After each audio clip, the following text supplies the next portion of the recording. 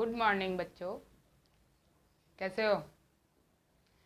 देखो, कुछ बच्चों को मोलैरिटी और मोलैलिटी इन दो कॉन्सेप्ट्स में थोड़ा सा कन्फ्यूजन रहता है। ठीक है, मोलैरिटी एंड मोलैलिटी जो कंसंट्रेशन यूनिट्स है उनमें कन्फ्यूजन है। तो उस कन्फ्यूजन को क्लियर करने के लिए मैंने आपके लिए ये टॉपिक जो है वो इस पे वीडियो बनाया है। तो आई होप आपका कन्फ्यूजन जो है वो ठीक होगा। Okay, let's see. फर्स्ट है मोलैरिटी। मोलैरिटी क्या है? दोनों ही कंसंट्रेशन यूनिट्स है। कंपैरेटिव लिखा है मैंने, मोलैरिटी एंड मोलैलिटी दोनों ही कंसंट्रेशन यूनिट है। दोनों में फ़र्क क्या है? मोलैरिटी में करेंगे number of moles of solute dissolved in 1 litre solution. कि 1 लीटर हमने सॉल्यूशन बनाया, 1 लीटर सॉल्यूशन बनाया, उसके अंदर कितने नंबर ऑफ मोल्स जो है वो सॉल्यूट के उसके अंदर डाले हैं, वो जो कंसंट्रेशन है उसको हम बोलेंगे मोलैरिटी। ओके, जैसे कोई भी कंसंट्रेशन है हम उसको मेजर कैसे करते हैं? जैसे मैंने 1 लीटर वाटर लिया, उसके अंदर 5 ग्राम जो है वो NaCl डाल दिया, नमक डाल दिया, तो अब उसके अंदर कितना उसका कंसंट्रेशन है, नंबर ऑफ मोल्स NaCl के कितने हैं, उसके अकॉर्डिंग हम कैलकुलेट करेंगे। तो यहाँ पे देखो मोलैरिटी के लिए फिर फॉर्मूला यूज़ करना पड़ता है। फॉर्मूला क्या करेंगे? N/V। N क्या है? Number of moles. V is the total volume of solution. This is the total volume of the solution. Okay, और किस में लेना है? ये लीटर में लेना है। ये जो वॉल्यूम हम ले रहे हैं it must be in litre. अब यदि नंबर ऑफ मोल्स डायरेक्ट दिया हुआ है तो कोई दिक्कत नहीं है, नंबर ऑफ मोल्स हम उसके ले लेंगे। लेकिन एक्चुअल में क्या होता है, नंबर ऑफ मोल्स तो ऐसे काउंट होते नहीं है। उसको कैसे कैलकुलेट करते हैं? N इक्वल्स टू क्या लिखते हैं हम? Mass by molar mass. तो इसको इससे रिप्लेस कर दिया, mass by molar mass into V। ये हो गया फार्मूला मोलैरिटी निकालने का।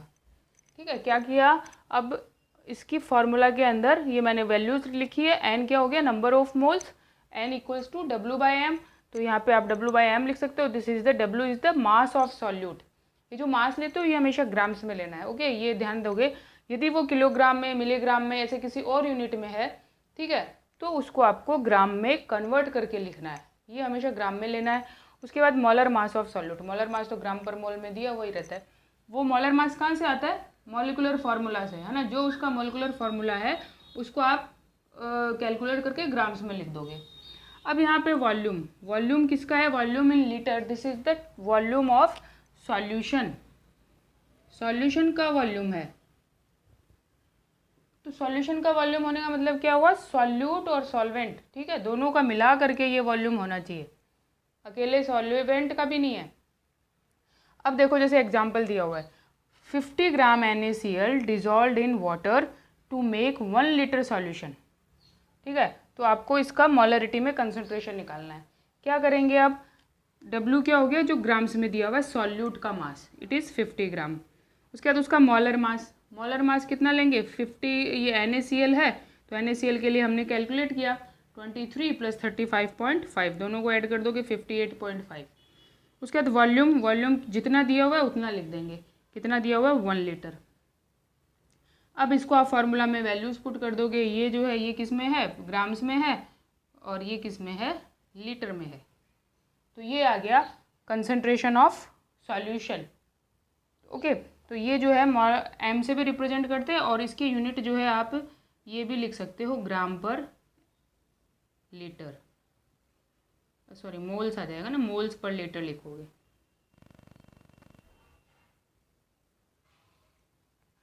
तो इसका मीनिंग क्या हो गया कि इसके अंदर 1 लीटर जब सॉल्यूशन है उसके अंदर NaCl के कितने मोल है?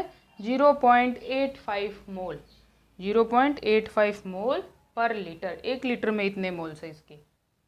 आई बात समझ में? तो इस तरह से आप निकालते हो कंसंट्रेशन मोलैरिटी के अंदर। अब दूसरा आता है मोलैलिटी। मोलैलिटी क्या है? तो बेसिकली मोलैलिटी के अंदर और मोलैरिटी के अंदर डिफरेंस ये है कि यहाँ पे हम लेंगे N/V लिया था ना उसमें। पहले तो डेफिनेशन देखो, number of moles of solute dissolve in 1 kg of solvent. Solvent कितना लेना है? 1 kg। उसके अंदर कितने नंबर ऑफ मोल सॉल्यूट के डिजॉल्व है। तो क्या करेंगे? N/V ले रहे थे इधर, है ना, वॉल्यूम ले रहे थे। तो यहाँ पे क्या लेना है? वॉल्यूम भी किसका? सॉल्यूशन का टोटल। यहाँ पे W ले रहे हैं। W क्या है? मास। मास भी किसका? सॉल्वेंट का। ठीक है, तो वही n इक्वल्स टू हम W/m लिखेंगे, फिर से mass by molar mass into W। तो ये यूनिट्स क्या क्या है, W क्या है, मास of solute always taken in grams, capital W is the mass of solvent.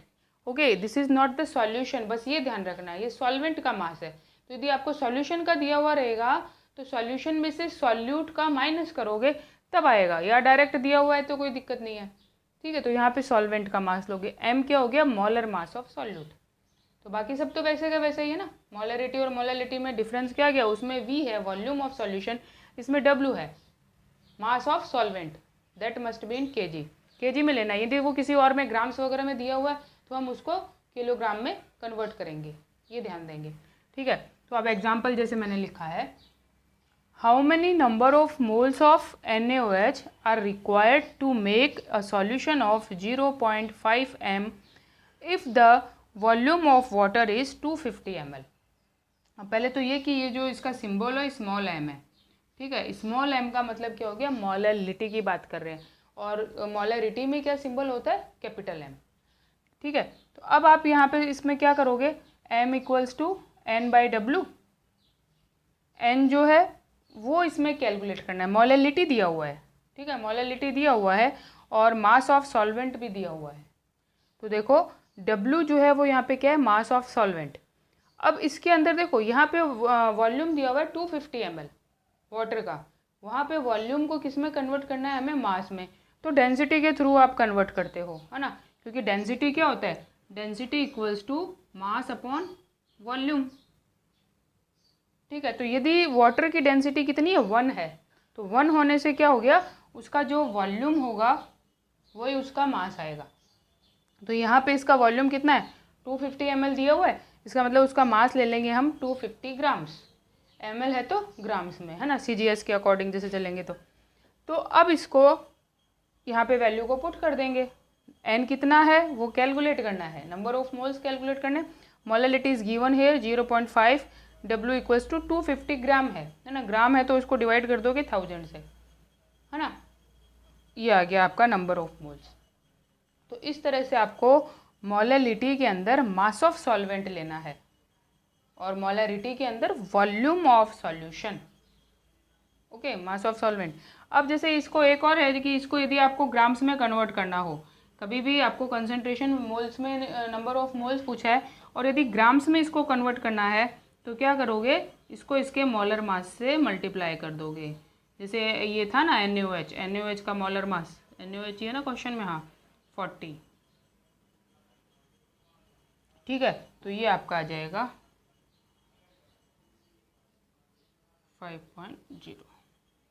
5.0 grams में, आया समझ में। तो इस तरह से मोलरिटी और मोलरिटी। अभी तक जो आपने कंसंट्रेशन यूनिट्स पढ़े उसमें इससे पहले मैंने आपको क्या बताया, मोलरिटी एंड मोलरिटी, है ना, तो उन्हीं से मिलता जुलता एक और कंसंट्रेशन यूनिट आता है, नॉर्मलिटी। नॉर्मलिटी के बारे में वैसे अपने इसमें NCERT बुक में नहीं दिया हुआ है, ठीक है, लेकिन ये जो है इम्पोर्टेंट कंसंट्रेशन यूनिट है, आना चाहिए आप लोगों को।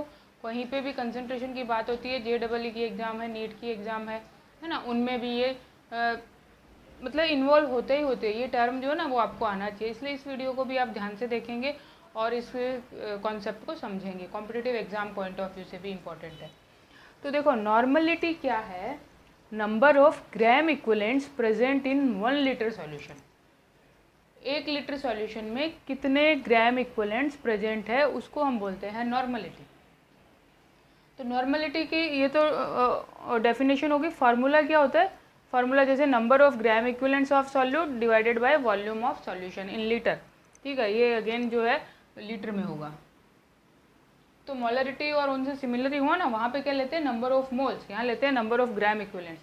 अब ये ग्राम इक्विवेलेंट्स कैसे निकालेंगे, तो ग्राम इक्विवेलेंट्स निकालने के लिए आप करोगे W/E। W क्या है, मास of solute, E is the equivalent mass of solute into V, volume of the solution. अब देखो 1 by 1 मास आप जानते हो ग्राम्स में लेना है, जो भी सॉल्यूट का दिया हुआ रहेगा, वॉल्यूम भी टोटल वॉल्यूम ऑफ सॉल्यूशन वो लीटर में लेना है। अब ये जो है ये आपके लिए नया टर्म है ना, ये जो है ये क्या है, इक्विवेलेंट मास। इक्विवेलेंट मास क्या होता है, जैसे आपको मोलरिटी निकालनी है तो यहाँ पे हम क्या लिखते हैं, मोलर मास, ठीक है ना, इक्विवेलेंट मास और मोलर मास दोनों में थोड़ा सा डिफरेंस है, उसको समझोगे यहाँ पे। तो जो इक्विवेलेंट मास होता है वो एसिड का, बेस का और सॉल्ट का, इतनी हम बात करते हैं उनके इक्विवेलेंट मासेस के बारे में, क्योंकि इक्विवेलेंट मास भी अपने आप में एक लेंदी टॉपिक है, ठीक है। तो हम यहाँ पे जो नॉर्मलिटी के लिए नॉर्मली आपको चाहिए उसकी बात करते हैं। तो equivalent mass of acid, acid का इक्विवेलेंट मास कैसे निकालेंगे, उसका molar mass divided by basicity of the acid, ठीक है। तो बेसिसिटी ऑफ द एसिड फिर एक नई चीज़ हो गई। बेसिसिटी ऑफ द एसिड क्या होता है, तो भाई बेसिसिटी ऑफ एसिड का मतलब क्या है, means number of displaceable H ion in one molecule of acid. कोई भी एसिड दिया हुआ है ना, एसिड किसको बोलेंगे, वो एचाइन देता है नॉर्मली। तो जो हाइड्रोजन एसिड्स है, एचाइन जब वो देगा तो कितने एचाइन वो देता है उसको अपन बोलते हैं that is the basicity of the acid. क्या मतलब हुआ, जैसे हमने HCl लिखा, HCl है, HCl के अंदर कितने एचाइन जो है वो डिस्प्लेसेबल है, एक एचाइन है ना।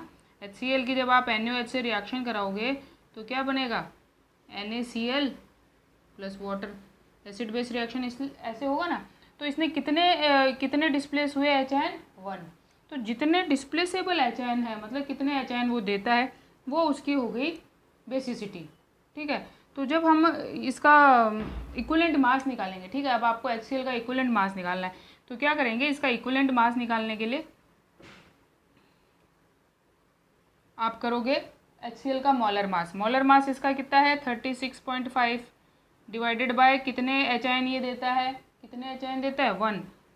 तो इट इज़ वो का वही आ जाएगा, 36.5 ही आ जाएगा। इसका मतलब क्या हुआ, इसका इक्विवेलेंट मास और इसका मोलर मास वो दोनों जो है इसके इक्वल है। यदि आप लेते हो सल्फ्यूरिक एसिड, ठीक है, H2SO4, तो H2SO4 में क्या होगा, H2SO4 में उसका इक्विवेलेंट मास और मोलर मास कैसे निकलेंगे, मोलर मास उसका कितना होता है, 98, ठीक है, डिवाइडेड बाय इट्स बेसिसिटी, यानी कि वो कितने एचाइन देता है। अब सल्फ्यूरिक एसिड कितने एचाइन देता है, 2H+ आयन, तो इसको डिवाइडेड बाय 2 कर दोगे तो इसका इक्विवेलेंट मास कितना आ जाएगा, 49, ठीक है। तो H2SO4 का मोलर मास अलग है, मोलर मास कितना है, 98, इक्विवेलेंट मास कितना है, 49, इसको डिवाइडेड बाय 2 किया है। क्यों किया है, क्योंकि इसके अंदर कितने एचाइन दे सकता है, ये डिस्प्लेसेबल एचाइन कितने हैं, 2, that is why we are writing here 2। अरे ना बस उनमें, अब HCl में क्या है, वो एक ही एचाइन देता है, इसलिए उसका मोलर मास और इक्विवेलेंट मास दोनों जो है वो बराबर है। तो डिफरेंट एसिड और उनकी बेसिसिटी के बारे में जब आप डिटेल में पढ़ोगे तो आपको समझ में आएगा कि बेसिसिटी जो है किस तरह से आप उसकी लिखते हो। ओके, अब देखो इक्विवेलेंट मास किसी बेस का निकालेंगे, तो किसी भी बेस का जब इक्विवेलेंट मास निकालते हैं तो क्या करते हैं, मोलर मास वैसे ही divided by acidity of the base. Base की क्या लिखते हैं, एसिडिटी। अब एसिडिटी का मतलब क्या है कि किसी एसिड को वो कितने OH आयन देता है, जब आप उसकी किसी एसिड से रिएक्शन करवाते हो तो कितने OH आयन वो उसको देगा। तो acidity of base means number of displaceable OH ion in a molecule of base. Okay, base molecule में कितने OH आयन जो है डिस्प्लेसेबल है। फॉर एग्जांपल NaOH लिया है ना, how many OH ion are displaceable here, NaOH 1, calcium hydroxide having 2, aluminium hydroxide having 3, ठीक है। तो रेस्पेक्टिवली इनकी बेसिसिटी इसी तरह से आप बोलोगे, sorry acidity, NaOH is 1, calcium hydroxide 2 और ये 3। तो जब आप इनका इक्विवेलेंट मास निकालोगे तो इन सब के मोलर मास जो आएंगे उनको ऐसे डिवाइड करोगे, इसका डिवाइडेड बाय 1, यानी कि इक्विवेलेंट मास और मोलर मास इक्वल होगा, इसमें करोगे डिवाइडेड बाय 2, इसमें करोगे डिवाइडेड बाय 3, ठीक है। तो इस तरह से आप इनके इक्विवेलेंट मासेस निकालते हो। तो इक्विवेलेंट मास निकालने का इसका फॉर्मूला क्या हो गया, molar mass upon equivalent mass of salt की बात कर रहे हैं यहाँ पे, अच्छा ठीक है। तो ऐसे आपने बेस का निकाला। सिमिलरली यदि कोई सॉल्ट है ना, तो आयनिक कंपाउंड जब है तो उसमें क्या होता है, एसिड बेस या फिर सॉल्ट। सॉल्ट का भी इक्विवेलेंट मास जो है वो कैसे निकालेंगे, तो उसका मोलर मास लेंगे और divided by total positive valency of metal atom, क्योंकि जब कोई सॉल्ट है तो उसके अंदर मेटल आयन होगा ना, मेटल एटम होगा, उसकी वैलेंसी कितनी है, वो जितनी वैलेंसी होगी उससे उसको डिवाइड करेंगे। फॉर एग्जांपल जैसे हमने लिया बेरियम क्लोराइड, ठीक है। अब बेरियम क्लोराइड है तो इसके अंदर मेटल क्या है, बेरियम है, बेरियम की वैलेंसी कितनी होती है, +2, पॉजिटिव वैलेंसी है ना। तो इसका मॉलर मास कितना है 107 जो है, ये इसका मॉलर मास है। उसको उसकी वैलेंसी से डिवाइड कर दिया, डिवाइडेड बाय 2, तो ये आ गया इसका इक्वलेंट मास। ठीक है, तो इस तरह से हम किसी का भी इक्वलेंट मास जो है वो कैलकुलेट कर सकते हैं। कैसे कैलकुलेट करते हैं समझ में आ गया ना। एसिड, बेस और सॉल्ट तीनों के अलग अलग वैल्यूज़ आएंगे। जब इक्वलेंट मास हम निकाल लेंगे तब हम नॉर्मलिटी को कैलकुलेट कर सकते हैं। तो नॉर्मलिटी को फिर कैलकुलेट कैसे करेंगे, एक एग्जांपल मैंने यहाँ पे लिखा है। If 98 gram sulphuric acid dissolve in 1 litre solution, calculate normality. ठीक है, मॉलरिटी भी निकाल सकते हैं, नॉर्मलिटी भी निकाल सकते हैं। तो जब आपको इसकी नॉर्मलिटी निकालनी है तो क्या करोगे, इसका मास कितना है ग्राम्स में, W हो गया ना, दैट इज़ 98। इसका मॉलर मास, इक्वलेंट मास कितना है 49 है ना, यहाँ मैंने निकल भी दिया है। इक्वलेंट वेट कैसे निकालेंगे, 98 डिवाइडेड बाय 2, तो इसका इक्वलेंट मास हो गया 49। और वॉल्यूम कितना है 1 लीटर, 1 लीटर ले लिया। तो इस तरह से इसका इसकी नॉर्मलिटी कितनी आ गई 2.0 N। ठीक है, इसको हम ग्राम इक्वलेंट्स पर लीटर में भी लिखते हैं, इक्वलेंट में पर लीटर यूनिट में। आया समझ में? ओके, अब आपने नॉर्मलिटी और मोलरिटी दोनों पढ़े ना, तो इन दोनों को आपस में क्या कैसे रिलेट कर सकते हैं। ठीक है, दोनों का आपस में क्या रिलेशन है, तो सीधे से फार्मूला से हमें एक को, यदि हमें पता है एक चीज़ का, तो दूसरे को हम कैलकुलेट कर सकते हैं। देखो इसमें normality equals to molarity into N, बस ये इक्वेशन याद कर लो। Normality equals to molarity into N का मतलब, एन का मतलब यहाँ पे क्या है, एसिड यदि लेंगे तो उसके अंदर हम देखेंगे उसकी बेसिसिटी क्या है, बेस यदि लेंगे तो उसकी एसिडिटी क्या है। मतलब एसिड के लिए वो कितने H+ आयन दे सकता है और बेस के लिए वो कितने OH आयन दे सकता है, उससे इसको मल्टीप्लाई कर दोगे तो ये आपका आ जाएगा मोलरिटी। ठीक है, इस तरह से। तो देखो जैसे यहाँ पे मैंने लिखा H2SO4 का कोई सॉल्यूशन है, आपको दे दिया उसकी मोलरिटी कितनी है 1 M, और तो उसकी नॉर्मलिटी कितनी होगी, तो आप क्या देखोगे कि उसके अंदर उसकी मोलरिटी तो है ही 1 M, तो वो कितने H+ आयन दे सकता है 2, तो इसको 2 से मल्टीप्लाई कर दिया, तो इसकी नॉर्मलिटी क्या हो गई 2M। आ गई ना बात समझ में। तो इस तरह से एक यदि आपको मोलरिटी मालूम है तो आप उससे नॉर्मलिटी कैलकुलेट कर सकते हो, एंड वाइस वर्सा। इसमें देखो फिर एक क्वेश्चन डाला simple, a solution of oxalic acid is prepared by dissolving 63 gram of acid in 250 ml solution, calculate its molarity and normality। तो जो कॉन्सेप्ट हमने समझा उसी को कंफर्म करने के लिए ये क्वेश्चन यदि आप कर लोगे तो थोड़ा और क्लियर हो जाएगा। आपको क्या दिया हुआ है, मास दिया हुआ है 63 ग्राम इसका ऑक्जेलिक एसिड का, और वॉल्यूम दे दिया 250 ml। अब आपको उसकी मोलरिटी और नॉर्मलिटी कैलकुलेट करनी है, तो दोनों में से कोई एक चीज़ आप कैलकुलेट कर लो, दूसरी तो फिर आ ही जाएगी, है ना, दूसरी तो इससे कैलकुलेट कर लेंगे। तो देखो इसके अंदर मास कितना है 63 ग्राम, वॉल्यूम 250 ml, मॉलर मास ऑक्जेलिक एसिड का ये फॉर्मूला है, इससे हम कैलकुलेट करेंगे तो इट इज़ 126 ग्राम पर मोल। अब आपको निकालनी है मोलरिटी। ठीक है, पहले हम मोलरिटी निकाल लेते हैं। तो मोलरिटी का formula W/M × V, 63 divided by this 126 250 है ना। इसको वैल्यू को पुट करेंगे क्योंकि ये ml में है, तो ऊपर मैंने 1000 लिखा उसको लीटर में कन्वर्ट करने के लिए, तो ये आ गया। इससे आपका जो इसकी मोलरिटी आ रही है कितनी आ रही है 2M, मोलरिटी 2M आ गई, तो इसकी नॉर्मलिटी कितनी हो जाएगी, सीधा सा है। अब ऑक्जेलिक एसिड की बेसिसिटी कितनी होगी, इसमें कितने H आयन है 2।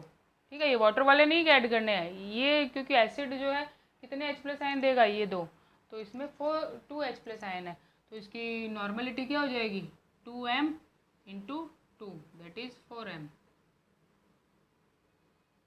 4N हो जाएगी, M नहीं। नॉर्मलिटी हो जाएगी 4, मोलरिटी हो जाएगी 2। ठीक है, तो आई होप आपको ये सब समझ में आया होगा। नॉर्मलिटी का जो कॉन्सेप्ट है वो आगे के वीडियोज़ में और कंफर्म करेंगे। Okay, bye.